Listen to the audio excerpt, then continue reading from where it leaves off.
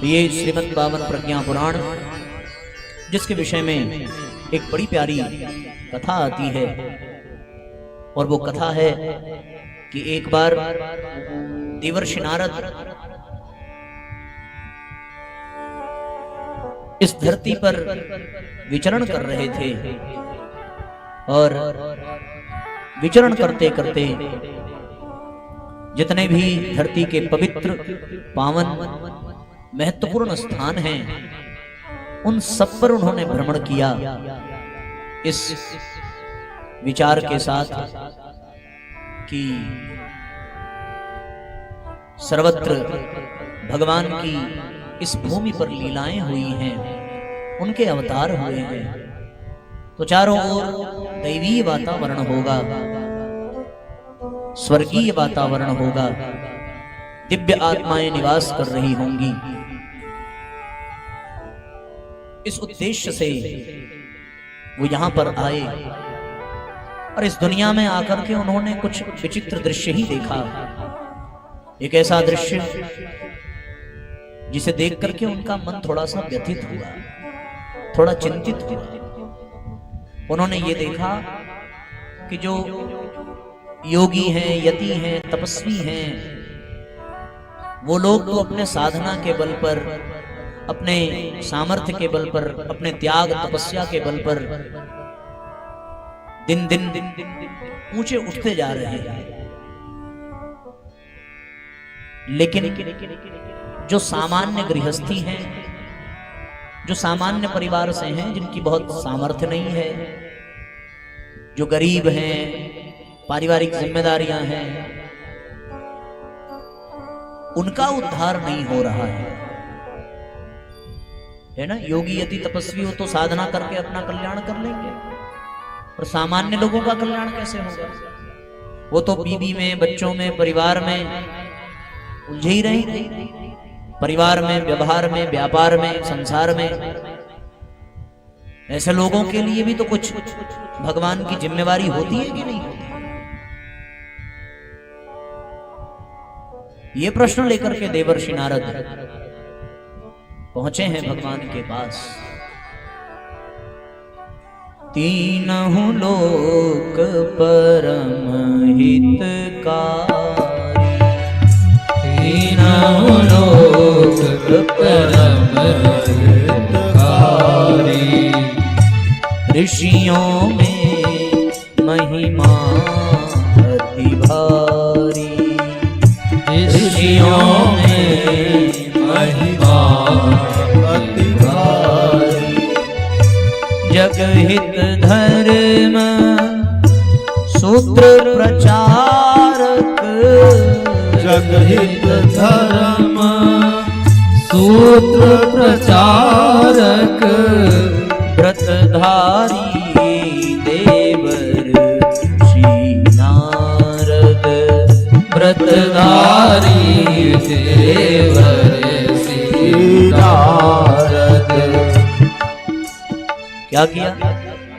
ज्ञान यज्ञ हित प्रभु के द्वारे, ज्ञान यज्ञ हित प्रभु के द्वारे, जब चाहे वैकुंठ पधारे, जब चाहे वैकुंठ पधारे, तत्क्षण नारद प्रभु गृह जाई, तत्क्षण नारद प्रभु गृह जाई, समाधान हित अति अकुलाई, समाधान हित अति अकुलाई। जन जन की समस्या को लेकर के भगवान देवर्षि नारद भगवान के पास गए। प्रश्न एक ही है, अच्छा ये समाज का कल्याण करते हैं, सबका उद्धार करते हैं और सबके लिए परेशान रहते हैं, इसलिए ये भगवान के पास कभी भी जा सकते हैं, जब चाहे तब वैकुंठ चले जाएं। इनके लिए कभी वैकुंठ का द्वार बंद नहीं होता।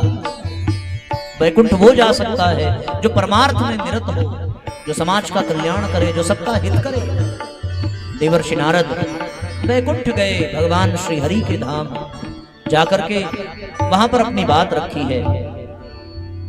कौन सी बात रखी है? एक बार नारद हृदय जगी जिज्ञासा प्रबल, पहुँचे प्रभु के धाम पाने, प्रभु से शुभ चिंतन नवल, सन्मुख प्रभु मुनि की प्रणाम, सन्मुख मुनि प्रभु की प्रणाम, मुस्काए त्रिलोक अभिराम, मुस्काए त्रिलोक अभिराम, हर्षित प्रभु पूछे कुशलाई, हर्षित प्रभु पूछे कुशलाई, तब नारद निज व्यथा सुनाई, तब नारद निज व्यथा सुनाई।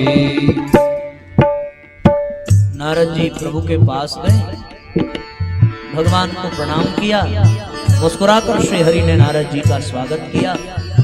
भगवान ने हालचाल पूछा, हे देवर्षि कैसे आना हुआ, आइए आपका स्वागत है। तब देवर्षि नारद ने अपने मन की व्यथा भगवान के सामने कही। प्रभु, जिनका पूर्व जन्मों का संचित संस्कार है, जो महान आत्माएं हैं, जो उत्तम प्रकृति श्रेष्ठ व्यवहार के लोग हैं, वो तो योग यज्ञ जप तप व्रत अनुष्ठान करके आत्मज्ञान को प्राप्त कर लेते हैं। तो मेरी चिंता का विषय ये है कि जो सामान्य गृहस्थी हैं, जो बाल बच्चे वाले हैं, जो बहुत पूजा पाठ नहीं कर सकते, जो बहुत व्रत अनुष्ठान नहीं कर सकते, जिनके पास बहुत रुपया पैसा नहीं है, धन का अभाव है, उनको आत्मज्ञान कैसे मिलेगा? उनको माया के इस कुचक्र से कैसे बचाया जाए? हे स्वामी, मुझ पर कृपा करिए, मैं आपकी शरण में आया हूं। उन सब दुनिया वालों की व्यथा लेकर, उन्हें तो पता भी नहीं है कि आत्मज्ञान क्या होता है, और आप तो जानते हैं बिना आत्मज्ञान के जीव का कल्याण कहां हो सकता है।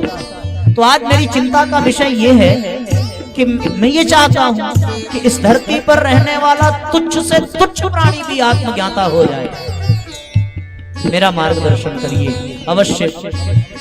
उनका मार्गदर्शन करने वाला कोई नहीं है, उनको बताने वाला कोई नहीं है कि आत्मज्ञान क्या होता है, और कैसे कोई बता पाएगा? वो तो अपने घर परिवार के बाल बच्चों के लालन पालन में, गृहस्थी में, रोग दोग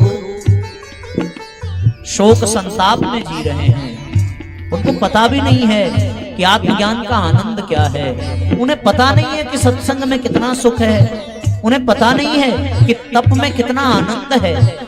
वो इन चीजों को बहुत क्लिष्ट जानते हैं, बहुत कठिन जानते हैं, और उनकी इस मूर्खता को मैं दूर करना चाहता हूँ। हे भगवान, मुझे कोई रास्ता बताइए कि वो उनको अपना घर ना छोड़ना पड़े, उनको परिवार से नाता ना तोड़ना पड़े, उनको किसी दूर जंगल में नदी के किनारे साधना न करनी पड़े, लेकिन फिर भी उनका कल्याण हो जाए। मुझे कोई ऐसा रास्ता बता दीजिए। नारद जी कहते हैं, उनको पता नहीं है। क्या नहीं पता है?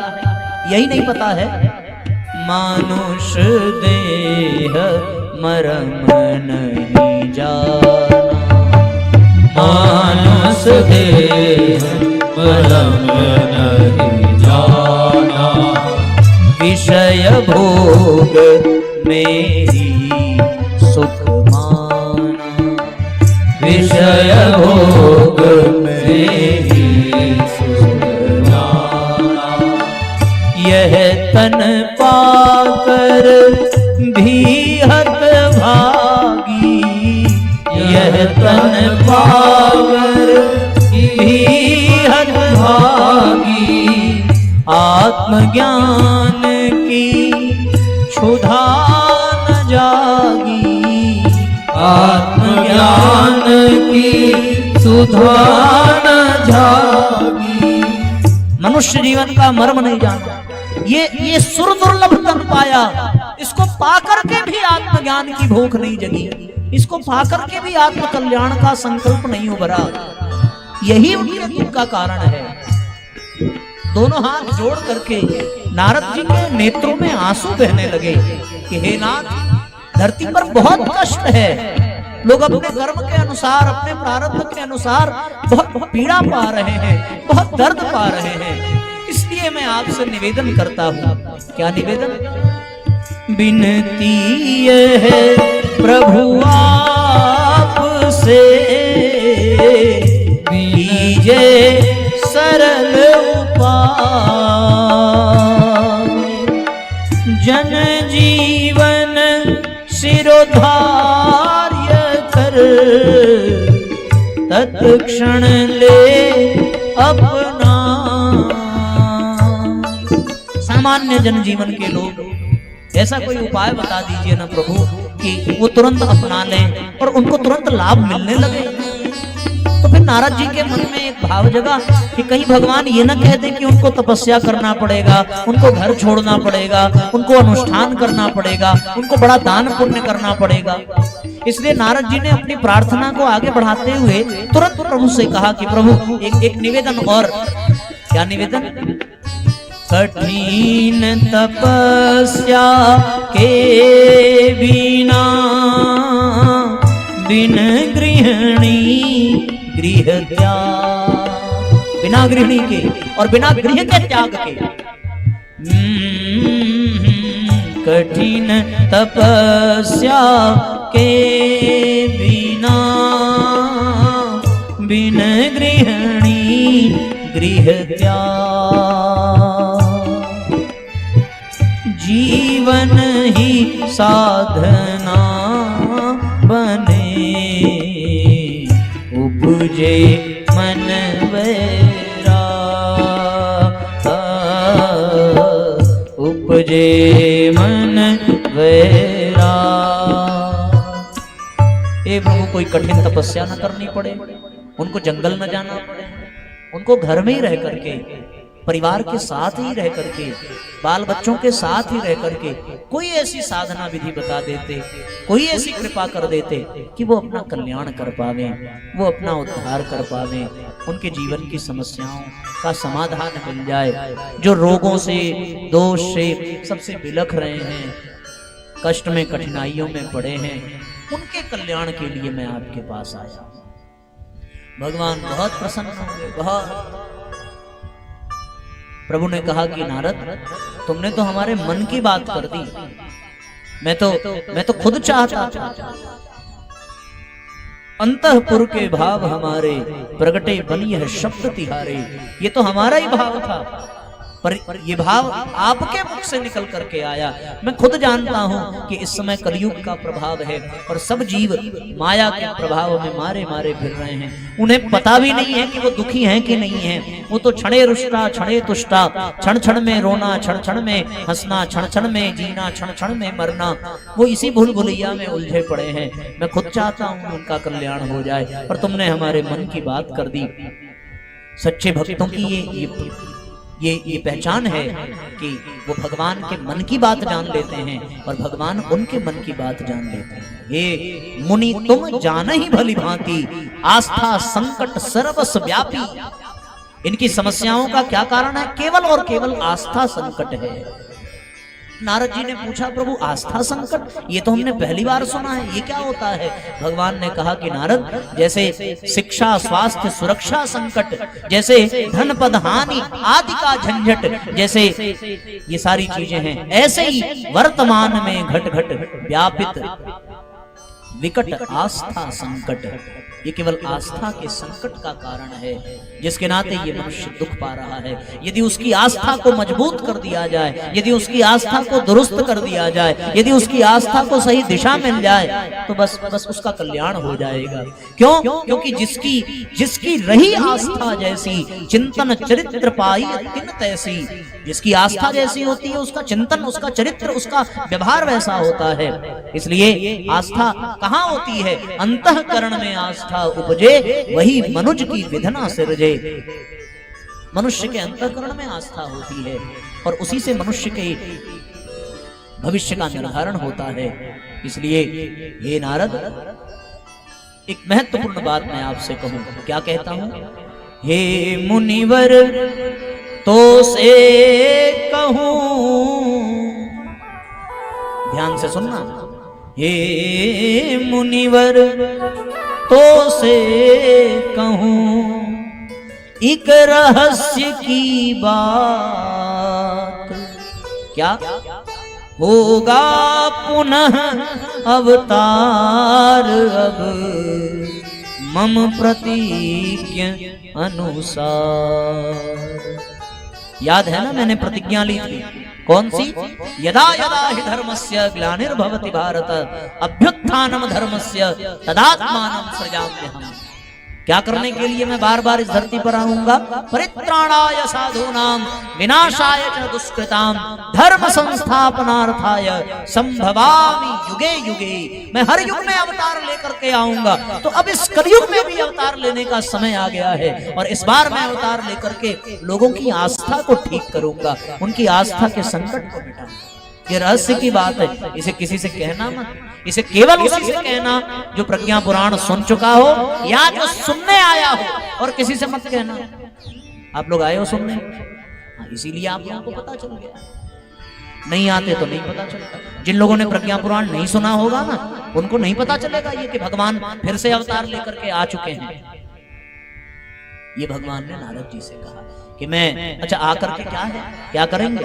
उन्होंने बताया, प्रज्ञावतार के बारे में बताया। बदले मन स्थिति अरु परिस्थिति अब पुनः संसार की। बदले मन स्थिति अरु परिस्थिति अब पुनः संसार की। बन उत्तरार्ध श्री राम केशव तात बुद्ध अवतार की। इस निमित्त बनी यह योजना, इस निमित्त बनी यह योजना 24वें अवतार की। मंगल करनी कलिमल हरनी है लक्ष्य प्रज्ञावतार की। मंगल करनी कलिमल हरनी है लक्ष्य प्रज्ञावतार की। ये प्रज्ञावतार का लक्ष्य है, मंगल करना और कलिमल कलुष कसाय कलमसों को हरण करना। ये कब होगा? जब आस्था संकट मिटेगा। और भगवान अवतार लेकर के ये करने की योजना और आश्वासन देवर्षि नारद को देते हैं। अब तो देवर्षि नारद करताल बजा करके झूमने लगे, प्रसन्न हो गए। प्रभु मैं बहुत प्रसन्न हूं, मुझे बताइए आप कब अवतार लेंगे, कहां अवतार लेंगे? भगवान मुस्कुराए, कहने लगे पिछली बार हमने आपको बताया था, उस नाते हमें बड़ी समस्या हुई थी। बोले पिछली बार क्या आपने किया था? बोले याद नहीं है आपको? मैंने आपको बता दिया था कि मैं कृष्ण बन करके आऊंगा, और आपने जाकर के कंस को बता दिया, और कंस के नाते हमारे माँ बाप को कितना कष्ट झेलना पड़ा और हमें जेल में जन्म लेकर के आना पड़ा। अब की बार मैं आपको बताने वाला नहीं हूं, अन्यथा फिर समस्या हो जाएगी। जब हम अवतार लेकर के आएंगे तो केवल वही जान पाएंगे जो जागृत आत्माएं होंगे, जिनके मन में, जिनके हृदय में मेरे प्रति अनुराग होगा, वही मुझे पहचान पाएगा, वही मुझे जान पाएगा। और जो जान पाएगा, जो पहचान पाएगा, उसको प्रज्ञा पुत्र कहेंगे, प्रज्ञा पुत्रियां कहेंगे, उसको गायत्री परिवार के कार्यकर्ता कहेंगे। और वही लोग जान पाएंगे जिनके हृदय में सच्चाई होगी, जिनके हृदय में आस्था होगी। वो अपने आप जुड़ते चले जाएंगे, उनको अपने आप पता चलता चला जाएगा। इसलिए आप थोड़ा सा सब्र रखिए, थोड़ा सा धैर्य रखिए, आपको पता चल जाएगा।